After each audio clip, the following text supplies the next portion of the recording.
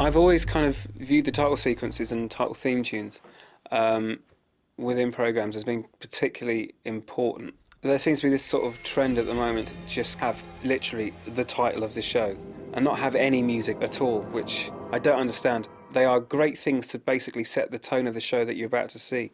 A great example of something not working in any way at all, probably Hollyoaks, which is ugly in all ways kind of possible. On a positive side, at least they've made a title sequence, and it's, you know, and it's more than 3 seconds long. So that brings me around to whom I really want to talk about, and that's Ronnie Hazlehurst. If you watched any comedy throughout the 70s and the 80s, you'll be more than familiar with his theme tunes. I've always adored his work, to be honest. In my opinion, he sets a perfect tone for each programme, you know, that he's been asked to work on. What Ronnie managed to do was create catchy, melodic themes that are impossible to forget. Things like some others do have, like 2 recorders. But, you know, you just couldn't, you know, sort of whistle that, you know, forever. Are You Being Served is like a really good example. He was given so little cash that he couldn't afford to pay a percussionist. So what he did was get a tape loop of a till register opening and shutting, and he did that before Pink Floyd's Dark Side of the Moon, which is pretty impressive.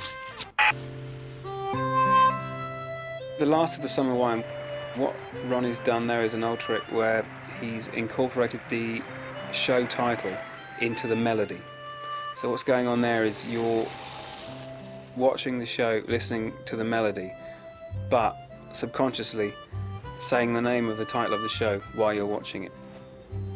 In my opinion, not only was he a fantastic composer, but he was also a brilliant arranger. There's something like Butterflies, which is a Dolly Parton song. But if you hear the Dolly Parton version, then you hear the Ronnie Hazlehurst. There's a massive difference, and it's almost sad. Love is like a butterfly. I just love, you know, sort of listening to that one. And things like Only Fools and Horses, which nobody thinks of him because everyone knows that it was written and sung by the actual writer, John Sullivan, who sounds like Rodney when he sings it, for some weird reason.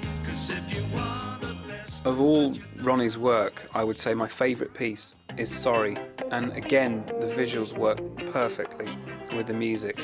What I love about the Sorry title sequence is that what you're seeing is fairly simple animated neon signs which move in time with the music. It just works perfectly. I could watch those all day long.